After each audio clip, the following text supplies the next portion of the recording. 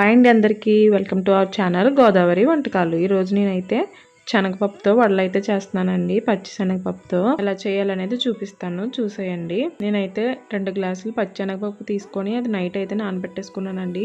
దాన్ని అయితే శుభ్రంగా క్లీన్ చేసేసుకున్న తర్వాత దాంట్లో సాల్ట్, కొత్తిమీర, కరివేపాకు, అల్లం వెల్లుల్లి పేస్ట్ వేసి కొంచెం బరకగా అంటే కొంచెం గరుగ్గా ఉండేలాగా ఆడుకున్నానండి, మరి పేస్ట్లా కాకుండా. తర్వాత ఉల్లిపాయలు అయితే చిన్నగా కట్ చేసుకుని దాంట్లో వేసుకొని ఒకసారి బాగా కలిపేసుకున్నానండి. తర్వాత అయితే మూగుడైతే పెట్టుకుని దాంట్లో ఆయిల్ అయితే వేసుకున్నానండి వడలు ఫ్రై చేసుకోవడానికి. వడలు అయితే ఇలా చేత్తో ఒత్తుకొని వేసేసుకోవడమేనండి.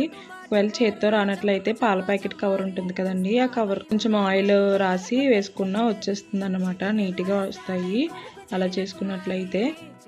ఈ వడలు చేయడానికి చాలా టైం పడుతుంది, పెద్ద ప్రాసెస్ అనుకుంటారండి అందరూ, కానీ ఇవైతే చాలా ఈజీగా చేసుకోవచ్చు.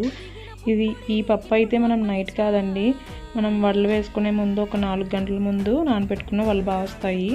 మనకి బయట ఈ వడలు అమ్ముతారండి, అవి ఏంటంటే కొంచెం గ్రీన్ కలర్ లాగా కనిపిస్తాయి, ఎందుకంటే వాళ్ళు తోటకూర అని పాలకూర అవి వేస్తారండి. దానివల్ల కొంచెం కలర్ఫుల్గా కనిపిస్తాయి అవి. మనం అవన్నీ వేయం కాబట్టి ఇలా వచ్చాయండి. టేస్ట్ అయితే చాలా బాగుంది. ఒకసారి మీరు కూడా ట్రై చేసి టేస్ట్ ఎలా వచ్చింది అనేది కామెంట్ సెక్షన్లో కామెంట్ చేయండి. వీడియో నచ్చినట్లయితే లైక్ చేసి, షేర్ చేసి, సబ్స్క్రైబ్ చేసుకోండి. Thanks for watching. Take care. Bye bye.